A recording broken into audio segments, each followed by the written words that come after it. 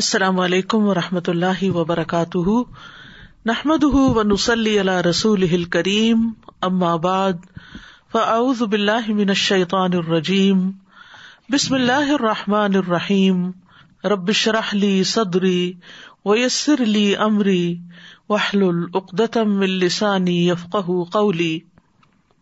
وما من دابة في الأرض إلا على الله رزقها ويعلم مستقرها ومستودعها كل في كتاب مبين۔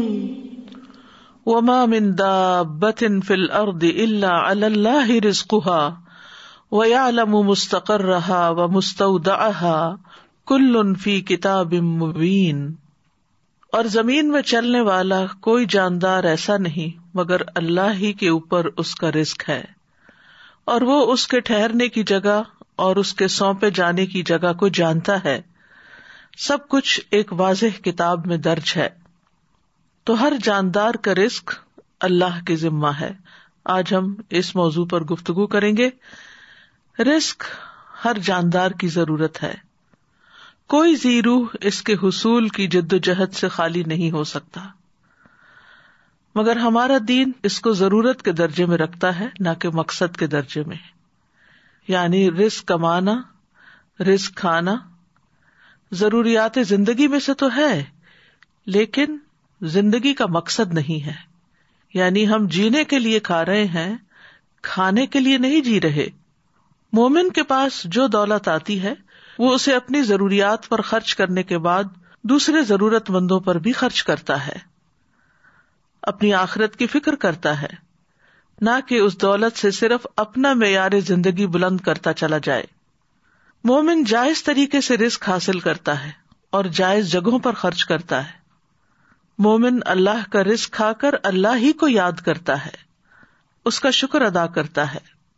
لیکن یہ یاد رہے کہ دنیاوی رزق انسان کی مادی ضروریات کو پورا کرتا ہے، مگر اس کی روحانی ضروریات کے لیے جو رزق اللہ نے دے رکھا ہے اس کے لیے اللہ ہی کی طرف رجوع کرنا ہوتا ہے۔ لہذا بندہ مومن اپنا سارا وقت صرف مال کمانے میں ہی نہیں لگا دیتا، بلکہ اللہ کی عبادت کے لیے بھی وقت نکالتا ہے، اس عبادت کے طریقوں کو سیکھنے کے لیے، علم حاصل کرنے کے لیے بھی وقت نکالتا ہے، اور یوں وہ رزق کے معاملے میں قناعت اختیار کرتا ہے، اور یہی ذریعہ ہے اطمینان پانے کا، کیونکہ اسے یقین ہوتا ہے کہ ہر جاندار کا رزق اللہ کے ذمہ ہے۔ وما من دابۃ، اور نہیں کوئی بھی جاندار۔ دابہ دبیب سے ہے، ہر اس جاندار کو کہتے ہیں جو سطح زمین پر چلتا اور رینگتا ہے۔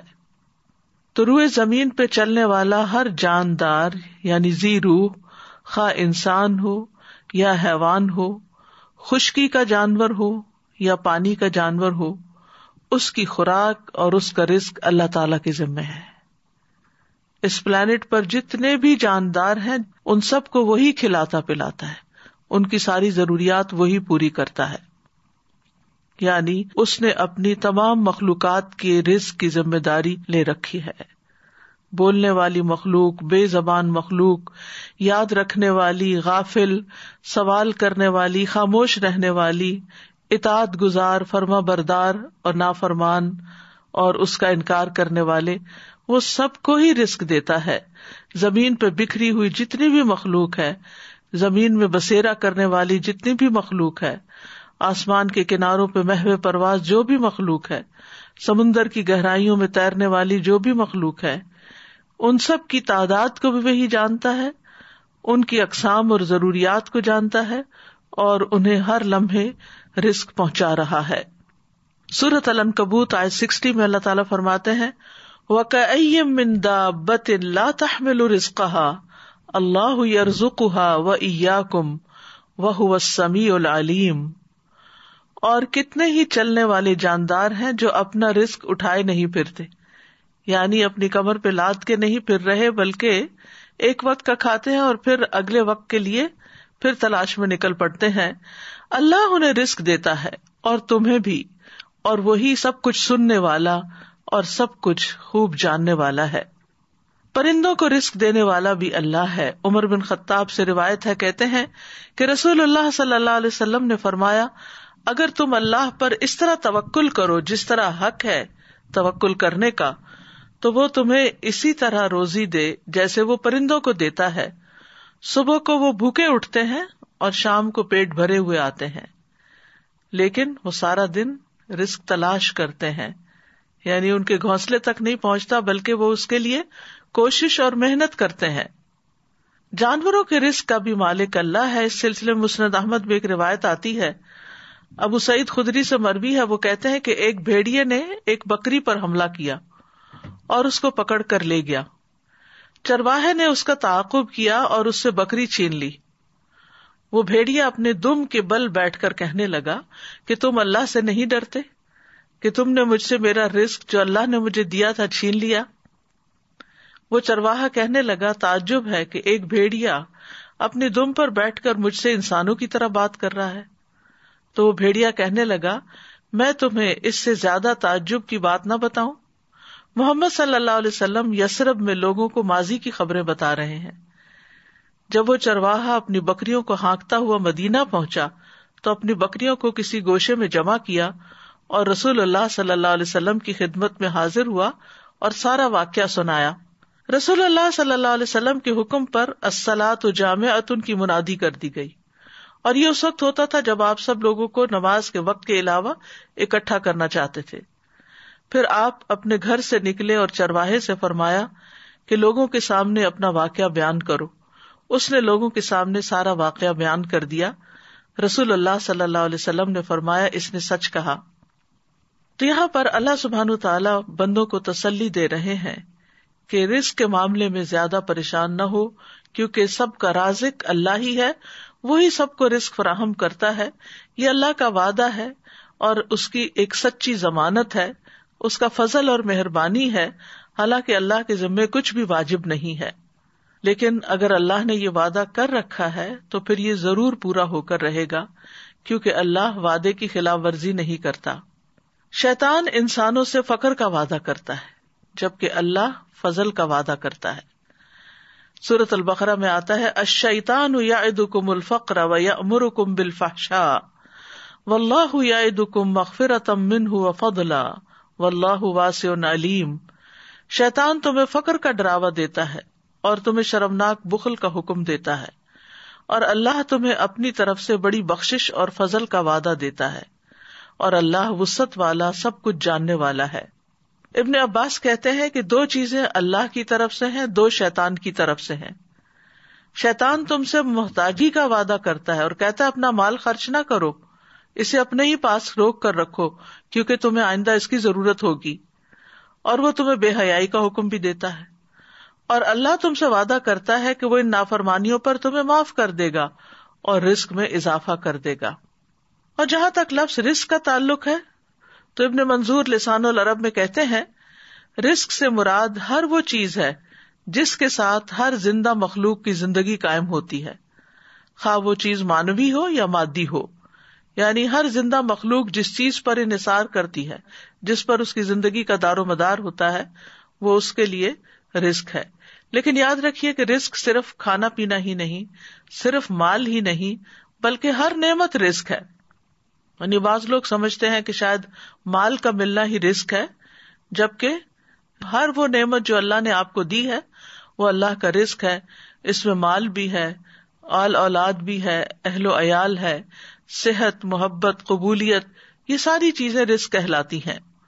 یعنی یہ ساری انسان کی ضروریات ہیں اور اللہ سبحانہ وتعالیٰ ان ضروریات کو پورا کرتا ہے. یعنی ہر عطا کردہ چیز جو ہے وہ اللہ کا رزق ہے. اور پھر رزق کی دو قسمیں ہیں، ایک عام رزق ہے، ایک خاص رزق ہے. عام رزق سے ہر نیک اور فاجر فائدہ اٹھاتا ہے، اس میں حیوان، انسان، جن سب شامل ہیں. یہ جسموں کا رزق ہے اور یہ رزق اللہ نے تقسیم کیا ہے اور اللہ نے ان میں سے ہر ایک کو رزق دینے کا ذمہ لیا ہے. دوسرا خاص رزق ہے اور یہ رزق کی دوسری قسم اللہ اپنے انبیاء اور اپنے رسولوں کے ہاتھوں پر اپنے بندوں میں سے جسے چاہتا ہے یہ رزق عطا کرتا ہے، اور یہ ایمان اور توحید کا رزق ہے. یہ تو اللہ تعالیٰ اس کو عطا کرتا ہے جو اس کا حقدار ہو اور جو اللہ کا شکر گزار ہو. لیکن بہرحال اللہ بہت فضل والا، بہت زیادہ احسان کرنے والا ہے، اور رزق اس کو دیتا ہے جو اس کے اسباب کو اختیار کرتا ہے. اور سب سے عظیم اور بہترین رزق جنت ہے، جو سب سے بہتر، سب سے مکمل، سب سے افضل، سب سے عزت والا رزق اور سب سے بلند اور سب سے زیادہ قائم رہنے والا وہ رزق جو اللہ اپنے بندوں کو دے گا، وہ جو کبھی نہ ختم ہوگا، اور یہ مومنوں کے ساتھ خاص ہے. وَمَن يُؤْمِن بِاللَّهِ وَيَعْمَلْ صَالِحًا يُدْخِلْهُ جَنَّاتٍ تَجْرِي مِن تَحْتِهَا الْأَنْهَارُ خَالِدِينَ فِيهَا أَبَدًا قَدْ أَحْسَنَ اللَّهُ لَهُ رِزْقًا. اور جو اللہ پر ایمان لائے اور نیک عمل کرے، وہ اسے ایسے باغوں میں داخل کرے گا جن کے نیچے سے نہریں بہتی ہیں، ان میں ہمیشہ رہنے والے ہیں، ہمیشہ ہمیشہ. بلا شبہ اللہ نے اس کے لیے اچھا رزق بنایا ہے. تو فرمایا وما من دابۃ الا علی اللہ رزقها ویعلم مستقرها ومستودعها، اور وہ اس کا ٹھکانہ اور اس کے سونپے جانے کی جگہ کو بھی جانتا ہے. مستقر سے مراد وہ جگہ ہے جس کی طرف ہر کوئی چیز جگہ پکڑتی ہے، اور رات اور دن بھی اسی میں ٹھہرتے ہیں. اور مستودع یہ وہ جگہ ہے جس میں کوئی چیز دفن کی جاتی ہے جب موت آتی ہے. تو گویا مستقر ہوا دنیا کا ٹھکانہ اور مستودع ہوا مرنے کے بعد کا ٹھکانہ یعنی قبر. اور لیکن ابن عباس کہتے ہیں کہ مستقر سے مراد یا تو جنت ہے یا جہنم، یعنی اللہ سبحانہ تعالیٰ کو پہلے سے ہی پتا ہے کہ کون لوگ جنت میں جائیں گے اور کون کون جہنم میں جائیں گے. کیونکہ قرآن مجید میں آتا ہے جنت کے بارے میں حسنت مستقرم و مقاما، کہ کتنی اچھی ٹھہرنے کی جگہ ہے. تو گویا اس طرح پھر اللہ تعالیٰ ہر جاندار کی موجودہ زندگی کے حالات بھی جانتا ہے اور موت کے بعد کے بھی حالات جانتا ہے. اللہ تعالیٰ وہ تمام جگہیں جانتا ہے جہاں انسان نے کچھ مدت کے لیے ٹھہرنا ہے، خواہ وہ باپ کی پشت ہو یا ماں کا رحم ہو یا زمین کا کوئی حصہ ہو جہاں اس نے زندگی گزارنی ہے. اور اللہ تعالیٰ وہ جگہ بھی جانتا ہے جن کے سپرد انسان مرنے کے بعد ہوتا ہے، خواہ وہ زمین میں کھودی ہوئی جگہ ہو یا کسی جانور کا پیٹ ہو یا جو بھی جگہ اللہ نے قیامت تک اس کے سپرد ہونے کے لیے لکھی ہے، وہ سب کچھ اس کے لیے قبر ہی ہے. تو خلاصہ یہی ہے کہ اللہ تعالیٰ ہمارے دنیا کے حالات کو بھی جانتا ہے اور موت کے بعد کے حالات کو بھی. اللہ کا علم کامل ہے، وہ بحر و بر کی ایک ایک چیز کا علم رکھنے والا ہے. سورۃ الانعام میں فرمایا وَعِندَهُ مَفَاتِحُ الْغَيْبِ لَا يَعْلَمُهَا إِلَّا هُوَ وَيَعْلَمُ مَا فِي الْبَرِّ وَالْبَحْرِ وَمَا تَسْقُطُ مِنْ وَرَقَةٍ إِلَّا يَعْلَمُهَا وَلَا حَبَّةٍ فِي ظُلُمَاتِ الْأَرْضِ وَلَا رَطْبٍ وَلَا يَابِسٍ إِلَّا فِي كِتَابٍ مُبِينٍ. اور اسی کے پاس غیب کی چابیاں ہیں، انہیں اس کے سوا کوئی نہیں جانتا، اور وہ جانتا ہے جو کچھ خشکی اور سمندر میں ہے، اور کوئی پتا نہیں گرتا مگر وہ اسے جانتا ہے. اور زمین کے اندھیروں میں کوئی دانہ نہیں، اور نہ کوئی تر چیز ہے نہ خشک، مگر وہ ایک واضح کتاب میں ہے. کوئی چیز جو ذرے برابر بھی ہو اس کے علم سے باہر نہیں. سورۃ یونس میں آتا ہے وَمَا يَعْزُبُ عَنْ رَبِّكَ مِن مِّثْقَالِ ذَرَّةٍ فِي الْأَرْضِ وَلَا فِي السَّمَاءِ وَلَا أَصْغَرَ مِن ذَلِكَ وَلَا أَكْبَرَ إِلَّا فِي كِتَابٍ مُّبِينٍ. اور تیرے رب سے کوئی ذرہ برابر چیز بھی نہ زمین میں غائب ہو سکتی ہے اور نہ آسمان میں، اور نہ اس سے کوئی چھوٹی چیز یعنی ذرے سے چھوٹی چیز، اور نہ کوئی بڑی چیز مگر ایک واضح کتاب میں موجود ہے.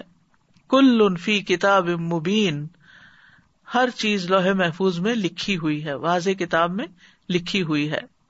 اور جو کچھ بھی ہوتا ہے، جو بھی حادثے زمین یا آسمان میں ہوتے ہیں، ان سب کا علم اللہ کے پاس ہے، اور وہ علم لکھا ہوا بھی ہے، یعنی اس نے ہر چیز کی تقدیر لکھ دی ہے، ہر چیز پر اس کی مشیت نافذ ہے، اور ہر ایک کے لیے اس کا رزق وسیع ہے. پھر اسی طرح آسمان اور زمین کی ہر خبر لکھی جا چکی ہے. الم تعلم ان اللہ یعلم ما فی السماء والارض ان ذلک فی کتاب ان ذلک علی اللہ یسیر. کیا تم نہیں جانتے کہ اللہ وہ سب کچھ جانتا ہے جو آسمان اور زمین میں ہے، بلا شبہ یہ سب کچھ ایک کتاب یعنی لوح محفوظ میں درج ہے، اور اللہ کے لیے یہ بات بالکل آسان ہے۔ آسمان و زمین کی تخلیق سے 50,000 سال پہلے اللہ نے ایک کتاب میں سب کچھ لکھ دیا۔ تو اس آیت سے یہ پتہ چلتا ہے کہ اللہ ہی دراصل رازق ہے، رزق کا مکمل اختیار اللہ کے پاس ہے۔ سورۃ فاطر میں آتا ہے، یا ایھا الناس اذکروا نعمت اللہ علیکم هل من خالق غیر اللہ یرزقکم من السماء والارض لا الہ الا هو فانا تؤفکون۔ لوگو اپنے آپ پر اللہ کے احسان کو یاد رکھو، کیا اللہ کے سوا کوئی اور خالق ہے جو تمہیں آسمانوں اور زمین سے رزق دے؟ یاد رکھو اس کے سوا کوئی الہ نہیں، پھر تم کہاں سے دھوکا کھا جاتے ہو۔ تو الہ ہی میں یہ بات بھی شامل ہے کہ وہ ڈیٹی ہے، سب کا رازق ہے، سب مخلوقات کو پال رہا ہے، اور اگر رازق وہ ہے تو پھر عبادت بھی اسی کی ہونی چاہیے۔ وہ رزق کو بڑھاتا بھی ہے اور گھٹاتا بھی ہے، یہ بھی یاد رکھیے۔ یعنی انسان کا رزق ہمیشہ ایک جیسا نہیں رہتا، اگر آج کسی کے پاس کم ہے تو کل زیادہ بھی ہو سکتا ہے، اور اگر آج کسی کے پاس زیادہ ہے تو کل کم بھی ہو سکتا ہے۔ اللہ یبسط الرزق لمن یشاء ویقدر وفرحوا بالحیاۃ الدنیا وما الحیاۃ الدنیا فی الآخرۃ الا متاع۔ اللہ رزق فراخ کرتا ہے جس کے لیے وہ چاہتا ہے اور تنگ کر دیتا ہے، اور وہ دنیا کی زندگی پر خوش ہو گئے، حالانکہ دنیا کی زندگی آخرت کے مقابلے میں تھوڑے سامان کے سوا کچھ بھی نہیں ہے۔ پھر اسی طرح سورۃ الروم میں اللہ تعالیٰ فرماتے ہیں، اولم یروا ان اللہ یبسط الرزق لمن یشاء ویقدر ان فی ذلک لآیات لقوم یؤمنون۔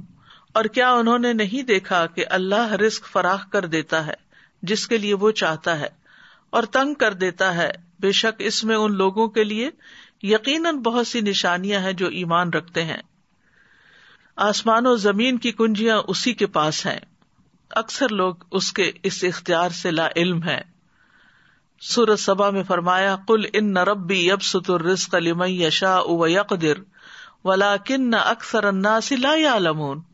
کہہ دیجئے بے شک میرا رب رزق فراخ کرتا ہے جس کے لیے چاہتا ہے اور تنگ کر دیتا ہے، لیکن اکثر لوگ علم نہیں رکھتے، وہ صرف حالات کو، اسباب کو اور ظاہری چیزوں کو دیکھتے رہتے ہیں کہ اس وجہ سے، اس ریزن سے اور اس ریزن سے یہ کم ہو گیا ہے، لیکن یہ سب کچھ اللہ کے حساب میں پہلے سے ہی ہے۔ جب ایک بچہ پیدا ہوتا ہے تو پیدا ہونے سے پہلے جب وہ ماں کے پیٹ میں ہوتا ہے تو فرشتہ آتا ہے اور اس کا رزق لکھتا ہے، اور یہ اللہ کی طرف سے تقدیر لے کر آتا ہے کہ کس کو کتنا رزق ملے گا، اور یہ سب اللہ کا اندازہ ہے کہ کس کو کیا ملنا چاہیے۔ اللہ کے سوا کوئی اور انسان کے رزق کا مالک نہیں، اللہ رزق دیتا ہے، لیتا نہیں ہے۔ سورۃ طٰہٰ میں اللہ تعالیٰ فرماتے ہیں، وَأْمُرْ أَهْلَكَ بِالصَّلَاةِ وَاصْطَبِرْ عَلَيْهَا لَا نَسْأَلُكَ رِزْقًا نَحْنُ نَرْزُقُكَ وَالْعَاقِبَةُ لِلتَّقْوَىٰ۔ اور اپنے گھر والوں کو نماز کا حکم دو اور اس پر خوب پابند رہو، ہم تم سے کسی رزق کا مطالبہ نہیں کرتے، ہم ہی آپ کو رزق دیتے ہیں اور اچھا انجام تقویٰ کا ہے۔ لیکن آپ دیکھیے کہ اس کے برعکس ہم اپنے گھر والوں کو کس چیز کا یا بچوں کو کس چیز کا حکم دیتے رہتے ہیں، وہ نماز پڑھیں یا نہ پڑھیں، نماز کی پابندی کریں یا نہ کریں، اس کا اتنا غم نہیں ہوتا جتنا اس بات کا غم کہ یہ کیا کما رہے ہیں، یہ کہاں سے کھائیں گے، یہ کیسے جئیں گے۔ ضرور اس کی بھی فکر ہونی چاہیے۔ یہ نہیں کہا گیا کہ اسباب اختیار نہ کرو، اسباب اختیار کرنے چاہیے، لیکن اللہ سبحانہ وتعالیٰ فرماتے ہیں کہ ہم آپ سے رزق نہیں مانگتے، رزق تو اللہ کے ہاتھ میں ہے۔ ان اللہ هو الرزاق ذو القوۃ المتین، اور اگر وہ اپنا رزق روک لے تو کوئی دے نہیں سکتا۔ امن ھذا الذی یرزقکم ان امسک رزقہ بل لجوا فی عتو ونفور۔ یا وہ کون ہے جو تمہیں رزق دے اگر وہ اپنا رزق روک لے، بلکہ وہ سرکشی اور بدکنے پر اڑے ہوئے ہیں۔ تو جب انسان کو یہ یقین ہو جاتا ہے کہ رازق اللہ ہے تو پھر انسان رزق کی تنگی میں اسی کی طرف رجوع کرتا ہے، ورنہ وہ انسانوں کو یہ سمجھتا ہے کہ یہ میرے رازق ہیں تو پھر وہ ان کی چاکری پہ لگ جاتا ہے اور ان کی خوشامد پہ لگ جاتا ہے کہ شاید یہی جاب دیں گے تو جاب ہوگی، یا یہ تعاون کریں گے تو ہی رزق ملے گا، جبکہ رزق جو ہے وہ اللہ کے ذمہ ہے. اللہ تعالیٰ فرماتے قل ارأیتم ان اصبح ماؤکم غورا فمن یأتیکم بماء معین، کہہ دو کیا تم نے دیکھا اگر تمہارا پانی گہرا چلا جائے تو کون ہے جو تمہیں بہتا ہوا پانی لا کر دے. یعنی رزق کے جتنے بھی سورسز ہیں وہ اللہ کے ہاتھ میں ہیں، اور وہ بندوں کی ضرورت کے مطابق ان کو نکالتا رہتا ہے، اور پھر جس کو جیسا چاہتا ہے جتنا چاہتا ہے رزق دیتا ہے، جس کو چاہتا ہے وافر دیتا ہے، جس پہ چاہتا ہے تنگ کر دیتا ہے. سورۃ زاریات میں آتا ہے ان اللہ هو الرزاق ذو القوۃ المتین، بے شک اللہ ہی بے حد رزق دینے والا، طاقت والا، نہایت مضبوط ہے. اور رزق کے معاملے میں کوئی بھی اللہ کو عاجز کرنے والا نہیں، یعنی اگر اللہ تعالیٰ دینا چاہے کسی کو تو کوئی روک نہیں سکتا، اور اگر وہ روک دے تو کوئی دے نہیں سکتا. قرآن مجید میں آتا ہے ان ھذا لرزقنا ما لہ من نفاد، بلا شبہ یقیناً یہ ہمارا رزق ہے جس کے لیے کسی صورت ختم ہونا نہیں ہے. دنیا میں بھی جب تک مخلوقات زندہ ہے رزق آتا رہے گا، اور جنت میں جانے کے بعد تو جنت کا رزق کبھی ختم ہوگا ہی نہیں. رزق کے معاملے میں یہ بھی یاد رہے کہ اللہ سبحانہ وتعالیٰ اپنے نافرمانوں کو بھی رزق دیتا ہے. یعنی اگرچہ تقویٰ سے اور توکل سے یعنی کہ رزق کی کنجیاں ہیں کئی ایک، لیکن جو نافرمانی کرتے ہیں دنیا کی اس محدود زندگی میں، چونکہ وہ اللہ کی مخلوق ہے، اللہ نے ان کو پیدا کیا ہے، تو اللہ تعالیٰ ان کو رزق بھی عطا کرتا ہے. ان کی نافرمانیوں کے باوجود بھی انہیں رزق دیتا ہے.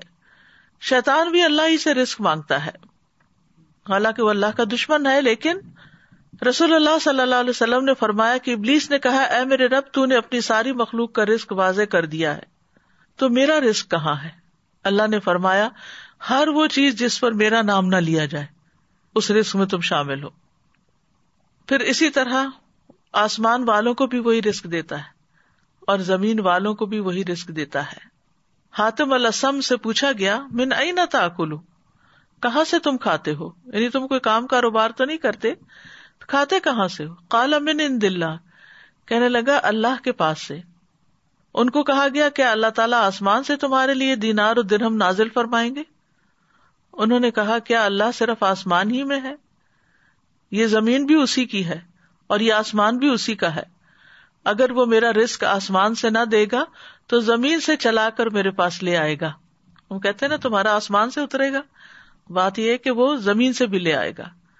پھر انہوں نے یہ شعر پڑھے وَكَيْفَ أَخَافُ الْفَقْرَ وَاللَّهُ رَازِقِي، میں فقر سے کیوں ڈروں جبکہ اللہ میرا رازق ہے. وَرَازِقُ هَذَا الْخَلْقِ فِي الْعُسْرِ وَالْيُسْرِ، تنگی اور آسانی میں اس مخلوق کا رازق وہی ہے. تکفل بالارزاق للخلق کلہم، اس نے ساری مخلوقات کے رزق کا ذمہ لے رکھا ہے. وما من دابۃ الا علی اللہ رزقها وللضب فی البیداء والحوت فی البحر، گوہ کو صحرا میں رزق دیتا ہے اور مچھلی کو سمندر میں رزق دیتا ہے. اور پھر ہم دیکھیں کہ ہر مخلوق کی رزق کی ضرورت مختلف ہے. انسانوں میں سے بھی مختلف علاقوں کے رہنے والے لوگ مختلف طرح کی چیزیں کھاتے ہیں. اسی طرح پانی میں رہنے والے جانوروں کا رزق اور طرح ہے، خشکی والوں کا اور طرح، پرندوں کا اور طرح ہے، جنگلی جانوروں کا اور طرح ہے. پھر لوگوں کے ہاں پسند ناپسند بھی ہے، پھر ان کی ٹیسٹ کا بھی فرق ہے، کوئی مرچیں کھاتا ہے کوئی نہیں کھاتا. تو اسی کے مطابق اللہ سبحانہ وتعالیٰ نے اتنی ورائٹی پیدا کر دی ہے. اور یہ اتنی ورائٹی پیدا کرنے کا یہ مطلب نہیں کہ ہم ہر چیز ہی کھائیں یا ہر چیز ہمارے لیے بنی ہے.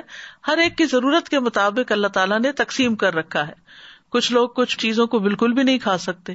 ہم کہتے ہیں الرجی ہے، ٹھیک ہے الرجی ہوتی ہے، لیکن اصل میں تو پیچھے اللہ ہی کا اذن ہوتا ہے کہ وہ جس کو چاہے دے اور جس سے چاہے روک دے، جس کو چاہے وہ چیز کھانے دے اور جس سے چاہے وہ نہ کھانے دے. اور پھر اللہ وہاں سے رزق دیتا ہے جہاں سے بندہ گمان بھی نہیں کر سکتا. وَيَرْزُقْهُ مِنْ حَيْثُ لَا يَحْتَسِبُ وَمَن يَتَوَكَّلْ عَلَى اللَّهِ فَهُوَ حَسْبُهُ إِنَّ اللَّهَ بَالِغُ أَمْرِهِ قَدْ جَعَلَ اللَّهُ لِكُلِّ شَيْءٍ قَدْرًا، اور اسے رزق دے گا جہاں سے وہ گمان نہیں کرتا، اور جو کوئی اللہ پر بھروسہ کرے تو وہ اسے کافی ہو جاتا ہے. بے شک اللہ اپنا کام پورا کر کے رہتا ہے. یقیناً اللہ نے ہر چیز کے لیے ایک اندازہ مقرر کیا ہے. اصل میں ہم جلد باز ہیں، ہم چاہتے ہیں کہ ہمارا کام وقت سے پہلے ہی ہو جائے. پھر مرنے کے بعد بھی اپنے بندوں کو وہی رزق دیتا ہے. خاص طور پر شہید جو ہیں ان کو مرنے کے بعد بھی رزق ملتا ہے. نبی صلی اللہ علیہ وسلم نے فرمایا جب تمہارے بھائی احد میں شہید کر دیے گئے تھے تو اللہ نے ان کی روحوں کو سبز رنگ کے پرندوں کے پیٹوں میں کر دیا جو جنت کی نہروں پہ آتے ہیں, وہاں کے پھل کھاتے ہیں, پھر سونے کی قندیلوں میں لوٹ جاتے ہیں جو عرش کے سائے میں لٹک رہی. یعنی ان کی روحوں کو اتنے اعلیٰ مقام پہ اللہ نے رکھا ہے. جب انہوں نے وہاں کے کھانے پینے اور آرام اور راحت کے مزے دیکھے تو کہا کون ہے جو ہمارا یہ پیغام ہمارے بھائیوں تک پہنچا دے کہ ہم جنت میں زندہ ہیں, ہمیں رزق دیا جاتا ہے تاکہ وہ جہاد سے بے رغبت نہ ہو جائیں اور لڑائی میں بزدلی نہ دکھائیں. اللہ سبحانہ وتعالیٰ نے فرمایا میں تمہارا یہ پیغام ان تک پہنچا دوں گا. چنانچہ اللہ نے یہ آیت نازل کی وَلَا تَحْسَبَنَّ الَّذِينَ قُتِلُوا فِي سَبِيلِ اللَّهِ أَمْوَاتًا بَلْ أَحْيَاءٌ عِندَ رَبِّهِمْ يُرْزَقُونَ. وہ لوگ جو اللہ کی راہ میں قتل ہوئے ان کے بارے میں یہ ہرگز خیال نہ کیجیے کہ وہ مردہ ہیں, بلکہ وہ زندہ ہیں, اپنے رب کے پاس رزق دیے جاتے ہیں. اور پھر ایک اور جگہ پر بھی اللہ تعالیٰ نے ایسے لوگوں کے لیے رزقا حسنا کی خوشخبری دی. والذین ہاجروا فی سبیل اللہ ثم قتلوا او ماتوا لیرزقنہم اللہ رزقا حسنا وان اللہ لہو خیر الرازقین. اور جن لوگوں نے اللہ کے راستے میں وطن چھوڑا پھر قتل کر دیے گئے یا مر گئے, یقیناً اللہ انہیں ضرور رزق دے گا, اچھا رزق, رزقا حسنا, اور بے شک اللہ یقیناً سب رزق دینے والوں میں سے بہترین ہے. رزق کے کم یا زیادہ ہونے میں اللہ کی حکمتیں ہوتی ہیں. یاد رکھیے وافر رزق کا ملنا اللہ کی رضامندی کی علامت نہیں. جب کسی کے پاس بہت آ جاتا ہے تو عموماً وہ اس خوش فہمی کا شکار ہو جاتا ہے کہ اللہ مجھ سے بہت راضی ہے. کبھی اللہ تعالیٰ گمراہ اور جاہل لوگوں کے رزق میں بہت اضافہ کر دیتا ہے, ان پر دنیا وسیع کر دیتا ہے, اور کبھی اہل ایمان پر رزق تنگ کر دیتا ہے. تو یہ نہیں سمجھا جانا چاہیے کہ جو کچھ ہمیں ملا ہے یہ زیادہ ملا ہے, یہ اللہ کی محبت یا چنے ہوئے ہونے کی دلیل ہے. اللہ دنیا اس کو بھی دیتا ہے جس سے وہ محبت کرتا ہے, اور اس کو بھی دیتا ہے جس سے وہ محبت نہیں کرتا, مگر ایمان صرف اس کو عطا کرتا ہے جس سے وہ محبت کرتا ہے. رزق کا گھٹنا بڑھنا جو ہے یہ اللہ کی طرف سے ایک امتحان ہے. جیسے اور بہت سی چیزوں میں امتحان ہے تو رزق کے معاملے میں بھی ایک امتحان ہے. فَأَمَّا الْإِنسَانُ إِذَا مَا ابْتَلَاهُ رَبُّهُ فَأَكْرَمَهُ وَنَعَّمَهُ فَيَقُولُ رَبِّي أَكْرَمَنِ وَأَمَّا إِذَا مَا ابْتَلَاهُ فَقَدَرَ عَلَيْهِ رِزْقَهُ فَيَقُولُ رَبِّي أَهَانَنِ. بس لیکن انسان جب اس کا رب اسے آزمائے پھر اسے عزت بخشے اور اسے نعمت دے تو کہتا ہے میرے رب نے مجھے عزت بخشی, لیکن جب وہ اسے آزمائے پھر اس پر اس کا رزق تنگ کر دے تو کہتا ہے میرے رب نے مجھے ذلیل کر دیا. تو اللہ سبحانہ تعالیٰ کے اس فرمان سے بالکل واضح ہو رہا ہے کہ یہ رزق کا دیا جانا اور رزق کا لیا جانا دونوں ہی امتحان ہے. پھر یہ ہے کہ کبھی رزق کی کمی خیر کا باعث بھی ہوتی ہے اور کبھی وافر رزق خیر کا باعث ہوتا ہے, کیونکہ رزق کا وافر ہونا بہرحال آزمائش تو ہے, لیکن نیک انسان کے لیے اچھا مال خوش قسمتی کی علامت ہے, کیونکہ وہ اسے اچھے کاموں میں صرف کرتا ہے اور اس سے اس کے درجات اور بلند ہوتے ہیں. مومن ایسا نہیں ہوتا کہ جب اس کو زیادہ مال ملے تو وہ صرف اپنا معیار زندگی بڑھانے کی فکر کرے, بلکہ وہ ضرورت کے بعد دوسروں کا خیال رکھتا ہے. بعض اوقات رزق کا وافر ہونا سرکشی کا باعث بھی بن جاتا ہے, اس لیے اللہ سبحانہ تعالیٰ ایک حد کے اندر ہی سب کو رزق دیتا ہے. وَلَوْ بَسَطَ اللَّهُ الرِّزْقَ لِعِبَادِهِ لَبَغَوْا فِي الْأَرْضِ وَلَكِنْ يُنَزِّلُ بِقَدَرٍ مَّا يَشَاءُ إِنَّهُ بِعِبَادِهِ خَبِيرٌ بَصِيرٌ. اور اگر اللہ اپنے بندوں کے لیے رزق فراخ کر دیتا تو یقیناً وہ زمین میں سرکش ہو جاتے, لیکن وہ ایک اندازے کے ساتھ اتارتا ہے جتنا وہ چاہتا ہے. یقیناً وہ اپنے بندوں سے خوب باخبر, خوب دیکھنے والا ہے. تو فرما برداروں کے لیے وافر رزق جو ہے وہ بہترین چیز ہے. سلیمان علیہ السلام کو اللہ سبحانہ تعالیٰ نے ایسی حکومت عطا کی تھی کہ جو کسی کو عطا نہیں ہوئی. اللہ نے ان کے لیے ہواؤں کو تابع کر دیا, جہاں ان کو جانا ہوتا وہ ان کے حکم پر نرمی کے ساتھ چلتی. شیاطین ان کے لیے مسخر کر دیے جو سب معمار اور غوطہ زن تھے, اور کچھ دوسرے زنجیروں میں جکڑے ہوئے تھے. تو اللہ تعالیٰ فرماتے ہیں ھذا عطاؤنا, یہ ہماری عطا ہے. فمنن او امسک بغیر حساب اب کسی پہ احسان کرو یا اپنے پاس رکھو، کوئی حساب بھی نہیں. پھر اسی طرح ایوب علیہ السلام جب وہ بیماری سے صحت یاب ہوئے اور غسل فرما رہے تھے کہ سونے کی ٹڈیاں آپ پر گرنے لگی. ایوب علیہ السلام انہیں اپنے کپڑے میں سمیٹنے لگے. اتنے میں ان کے رب نے انہیں پکارا، اے ایوب، کیا میں نے تمہیں اس چیز سے بے نیاز نہیں کر دیا جسے تم دیکھ رہے ہو؟ یعنی تمہارے اندر تو اس چیز کی خواہش نہیں ہے. ایوب علیہ السلام نے جواب دیا، جی ہاں، تیری بزرگی کی قسم، لیکن تیری برکت سے میرے لیے بے نیازی کیسے ممکن ہے؟ یعنی میں یہ برکت کے طور پر ان کو اکٹھا کر رہا ہوں، مال کی لالچ میں نہیں. کیونکہ وہ تو اللہ تعالیٰ نے گواہی دی کہ اللہ نے ان کو اس سے بے نیاز کر دیا تھا. اتنا عرصہ جب ان کی ہر چیز تباہ ہو گئی تو انہوں نے ایک دفعہ بھی شکوہ نہیں کیا. تو اللہ سبحانہ وتعالیٰ کبھی بندوں کو دے کے آزماتا ہے اور کبھی ان سے لے کے آزماتا ہے. اور آزمائش کے اعتبار سے سب سے زیادہ سخت انبیاء ہوتے ہیں، پھر علماء ہوتے ہیں، پھر عام نیک لوگ ہوتے ہیں. خود نبی صلی اللہ علیہ وسلم کا اکثر وقت فاقوں میں گزرتا تھا. نعمان رضی اللہ عنہ خطبہ دے رہے تھے اور کہنے لگے کہ عمر رضی اللہ عنہ نے اس دنیا کا ذکر کیا جو لوگوں نے حاصل کر لی. پھر فرمایا، میں نے رسول اللہ صلی اللہ علیہ وسلم کو دیکھا کہ آپ سارا دن بھوک کی وجہ سے بے قرار رہتے تھے. آپ خراب کھجور تک نہ پاتے تھے جس سے اپنا پیٹ بھر لیں. عائشہ رضی اللہ تعالیٰ عنہ فرماتی ہیں کہ محمد صلی اللہ علیہ وسلم کے گھرانے نے اگر دن میں کبھی 2 مرتبہ کھانا کھایا تو اس میں ضرور ایک وقت صرف کھجوریں ہوتی تھی، یعنی ان کوکڈ کھانا. اسی طرح صحابہ کرام جو تھے ان میں سے بھی بہت سے فاقے کے ساتھ ہوتے تھے. اصحاب صفہ اکثر فاقے سے رہا کرتے تھے، حتیٰ کہ بھوک سے نڈھال ہو کر بے ہوش ہو کر گر جاتے تھے تو بدوی کہتے تھے کہ یہ پاگل لوگ ہیں. رزق کے حوالے سے چند اور باتیں بھی یاد رکھنے کی ہیں. نمبر 1 یہ کہ ہر انسان کا رزق مقرر ہو چکا ہے. نبی صلی اللہ علیہ وسلم نے فرمایا، ابن آدم سے 4 چیزوں کے معاملے میں فارغ ہوا جا چکا ہے، اس کی تخلیق، اس کے اخلاق، اس کے رزق اور اس کی موت سے. پھر ماں کے پیٹ میں ہی بچے کا رزق لکھ دیا جاتا ہے. رزق سے بھاگنے والا بھی رزق پا کر ہی رہے گا. رزق کی تلاش میں نکلنا چاہیے، منع نہیں ہے. اللہ کے ذمہ رزق ہونے کا مطلب یہ نہیں کہ انسان کمائی نہ کرے یا تلاش نہ کرے. اس کا مطلب ہے کہ رزق کے تمام خزانے اللہ کے ہاتھ میں ہیں، لیکن انسان کو محنت کرنا ہوگی، اسباب اختیار کرنا ہوں گے.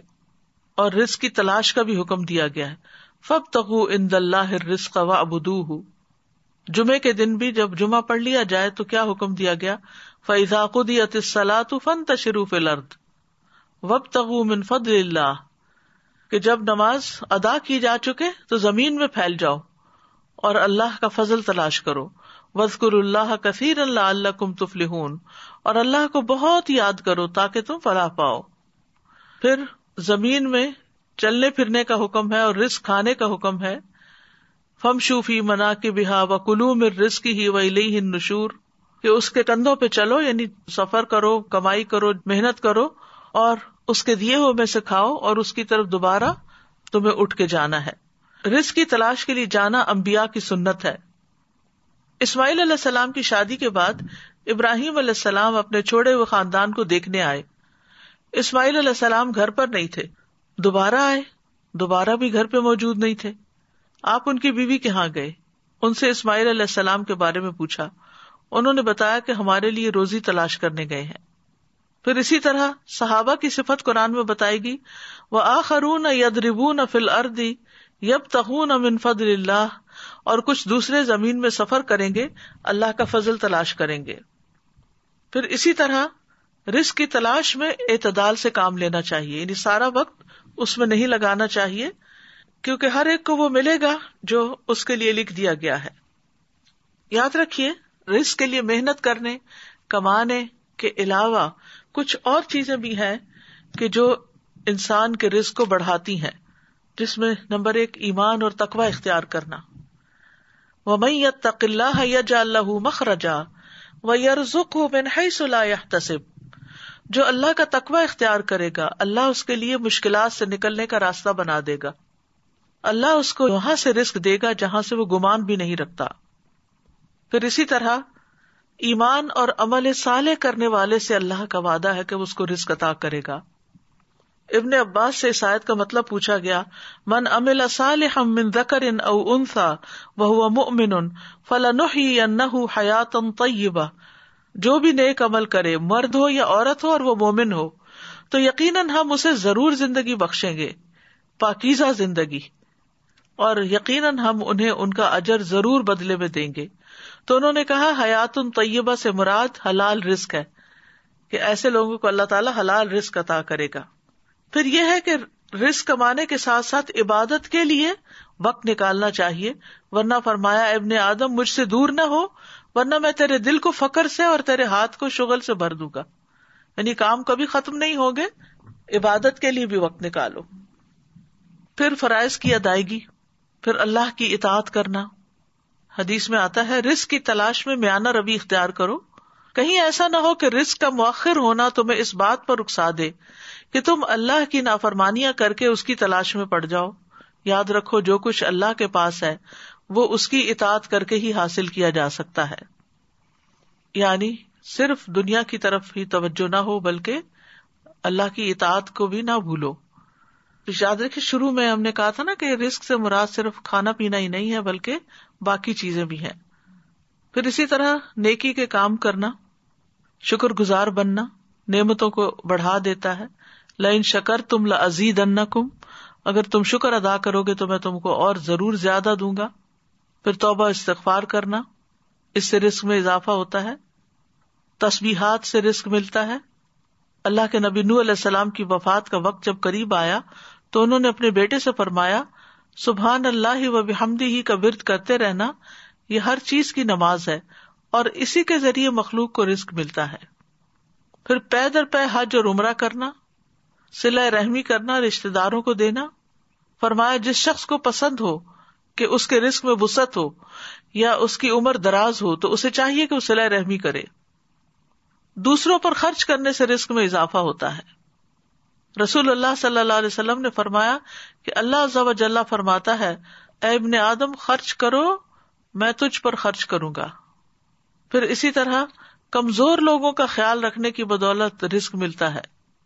آپ صلی اللہ علیہ وسلم نے فرمایا میرے لیے ضعیف اور کمزور لوگوں کو تلاش کرو کیونکہ تم لوگ اپنے کمزور لوگوں کے ذریعے ہی رزق دیے جاتے اور مدد کیے جاتے ہو. پھر اسی طرح طالب علموں پر خرچ کرنا. انس بن مالک کہتے ہیں کہ نبی صلی اللہ علیہ وسلم کے زمانے میں 2 بھائی تھے جن میں سے ایک تو نبی صلی اللہ علیہ وسلم کی خدمت میں آیا کرتا تھا اور دوسرا بھائی کمائی کرنے جاتا. چنانچہ کمانے والے نے دوسرے بھائی کے بارے میں آپ صلی اللہ علیہ وسلم سے شکایت کی. آپ نے فرمایا کہ شاید تم اسی کی وجہ سے رزق دیے جاتے ہو، یعنی تمہیں جو مل رہا ہے اس لیے مل رہا ہے کہ تم آگے اس پر اپنے بھائی پر خرچ کرتے ہو. اسی طرح رزق بڑھانے کے اسباب میں سے صبح صبح کام کرنا، پھر خرید و فروخت میں سچ بولنا. 3 لوگوں کا رزق اللہ کے ذمہ ہے، یعنی کہ اللہ تعالیٰ ضامن ہے اگر وہ زندہ ہے تو ان کو رزق دے اور ان کو کافی دے دے اور مر جائے تو جنت میں داخل کرے. وہ کون لوگ ہیں؟ وہ شخص جس نے اپنے گھر میں داخل ہو کر سلام کیا، جس نے اپنے گھر داخل ہو کر سلام کیا تو اللہ اس کا ضامن ہے. اور وہ شخص جو مسجد کی طرف نکلا اللہ اس کا بھی ضامن ہے. اور وہ شخص جو جہاد میں گیا اللہ اس کا بھی ضامن ہے. اسی طرح 4 چیزیں رزق لاتی ہیں: رات کا قیام، سحری کے وقت کثرت سے استغفار کرنا، صدقہ کرتے رہنا، دن کے پہلے اور آخری حصے میں اللہ کا ذکر کرنا. پھر اسی طرح کچھ چیزیں رزق سے محروم بھی کر دیتی ہیں: تقوی چھوڑ دینا، نافرمانیاں کرنا. حسن بصری کہتے ہیں اللہ کی قسم بادل میں تمہارے لیے رزق ہے لیکن تم اپنی غلطیوں اور اعمال کی وجہ سے اس سے محروم کر دیے جاتے ہو. پھر یہ کہ ناشکری رزق کی بربادی کا سبب بنتی ہے. مثلا ناشکری کیا ہے؟ آپ کھانا دیکھیں کیا پکا ہوا ہے، جیسے عام طور پر بچے کرتے ہیں، تو یہ ناشکری ہے. ان کو بھی سمجھانا چاہیے کہ یہ شکر گزاری کے خلاف ہے. پھر اسی طرح گن گن کے نہ رکھا جائے. حضرت اسماء بنت ابی بکر کہتی ہیں کہ رسول اللہ صلی اللہ علیہ وسلم ایک مرتبہ میرے پاس سے گزرے، اس وقت میں کچھ گن رہی تھی اور اسے ناپ رہی تھی. فرمایا اے اسماء گن گن کے نہ رکھو ورنہ اللہ بھی تمہیں گن گن کر دے گا.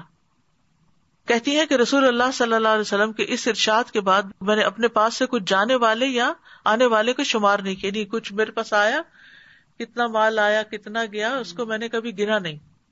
آنے والے روپے پیسے کو مراد ہے. اور جب بھی میرے پاس اللہ کا کوئی رزق ختم ہوا اللہ عز و جل نے مجھے اس کا بہتر بدل عطا کر دیا. جو خرچ نہ کرے اس کا مال تلف ہوتا ہے. 2 فرشتے صبح صبح دعا کرتے ہیں کہ اللہ خرچ کرنے والے کو اس کا بدلہ عطا کر اور روک رکھنے والے کا مال تلف کر دے. پھر اسی طرح قطع رحمی کرنا، یعنی رشتہ داروں سے میل جول نہ رکھنا، صرف دنیا کا ہم و غم لگانا. جو اپنی فکر آخرت کو بنا لیتا ہے اللہ تعالیٰ اس کے تمام امور جمع کر دیتا ہے اور اس کے دل کو بے نیاز کر دیتا ہے. لوگوں سے مانگنا. عبد الرحمن بن عوف کہتے ہیں رسول اللہ صلی اللہ علیہ وسلم نے فرمایا جو شخص ایک مرتبہ مانگے گا اور مانگنے کا دروازہ کھول لے گا تو اللہ تعالیٰ اس پر تنگ دستی کا دروازہ کھول دیں گے. جو ایک مرتبہ مانگنے کا دروازہ کھول لیتا ہے اللہ اس پر تنگ دستی کا دروازہ کھول دیتے ہیں. اسی طرح جسے شدید ضرورت پڑ گئی اور اس نے لوگوں پہ پیش کر دیا تو اس کی وہ حاجت دور نہ ہوگی، اور جس نے اللہ پہ پیش کیا اللہ تعالیٰ عنقریب اس کو بے پرواہ کر دے گا. اس لیے ہر رزق کی تنگی میں اللہ ہی کی طرف رجوع کرنا چاہیے اور دعائیں بھی اس سے مانگنی چاہیے کہ اللہ ہمیں رزق دے اور تو ہی بہترین رزق دینے والا ہے. وارزقنا وانت خیر الرازقین. اسی طرح جب اللہ سے بندہ رزق مانگتا ہے تو اللہ ضرور عطا کرتا ہے.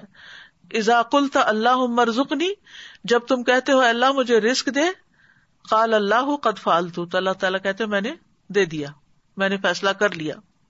پھر ہمیں طیب رزق کی دعا کرنی چاہیے. اللہم انی اسألک علما نافعا ورزقا طیبا وعملا متقبلا. حلال رزق کی دعا کرنی چاہیے. اللہم اکفنی بحلالک عن حرامک واغننی بفضلک عمن سواک. فقر سے پناہ مانگنی چاہیے. اللہم انی اعوذ بک من الفقر والقلۃ والذلۃ واعوذ بک من ان اظلم او اظلم. پھر اسی طرح اولاد کے لیے بھی رزق کی دعا کرنی چاہیے، جیسے ابراہیم علیہ السلام اور اسماعیل علیہ السلام نے کی تھی دعائیں. بچوں کو رزق کی دعا بھی دینی چاہیے. عمر بن حریث کہتے ہیں کہ میری والدہ مجھے لے کر نبی صلی اللہ علیہ وسلم کی خدمت میں حاضر ہوئی تو آپ نے میرے سر پر ہاتھ پھیرا اور میرے لیے رزق کی دعا کی.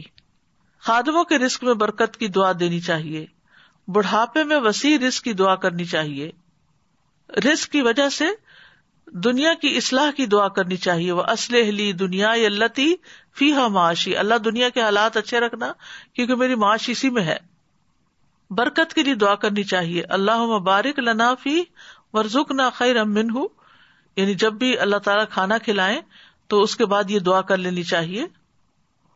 اور جو دودھ پینے کے بعد کی دعا ہے وہ آخر میں وزدنا منہ. تو دونوں طرح کی بھلائیاں حاصل کر لی، برکت بھی ہو گئی اور مزید بھی ملا. پھر پھلوں میں برکت کی دعا پڑھنی چاہیے. مد اور صاع میں برکت کی دعا کرنی چاہیے. ایک کتاب ہے لدا نے جو چھاپی ہے کھانے پینے کے آداب، اس میں یہ دعائیں، یہ آداب اور بہت ساری چیزیں آپ کو مل جائیں گی جو آج میں نے یہاں پر کوٹ کی ہیں. یہ کتاب ہر گھر کی ضرورت ہے. اور اسی طرح اگر کوئی کھانا کھلائے تو اس کو بھی برکت کی دعا دینی چاہیے. نئے مسلمان بننے والے کو اللہ سے رزق مانگنا سکھانا چاہیے کیونکہ فقر جو ہے وہ کفر تک پہنچا دیتا ہے انسان کو. اللہم اغفر لی وارحمنی واہدنی وارزقنی، یہ والی دعا سکھانی چاہیے. اور کرنے کے کام یہ ہے، نمبر 1 کہ اللہ پہ بھروسہ کرنا ہے، اللہ پہ توکل کرنا ہے، اور یہ یقین رکھنا ہے کہ اللہ تعالیٰ کا مقرر کردہ رزق مجھے ضرور مل کر رہے گا کیونکہ اس کے بغیر ہم دنیا سے نہیں جا سکتے. اور پورے یقین سے اللہ سے مانگنا چاہیے اگر حالات تنگ ہوں. اور رزق کی تلاش میں میانہ روی اور حلال کو ملحوظ رکھنا چاہیے.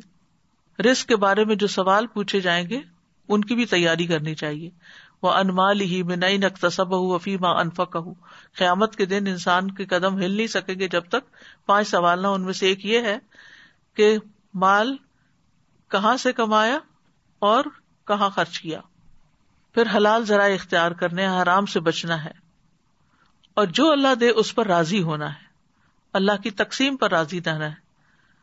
بندے سے اللہ بھی راضی ہو جاتا ہے. یعنی اگر ہم اللہ سے راضی ہوں گے، رضی اللہ عنہم ورضوا عنہ. پھر اللہ کے رزق پر قناعت کرنی چاہیے. رزق پا کر اسراف سے بچنا چاہیے. کلوا واشربوا ولا تسرفوا انہ لا يحب المسرفین. اور جتنا زیادہ رزق ملے اتنا ہی اللہ کے راستے میں زیادہ خرچ کر کے اپنی آخرت بنانی چاہیے کیونکہ دنیا میں جو کچھ کمایا وہ تو پیچھے رہ جائے گا.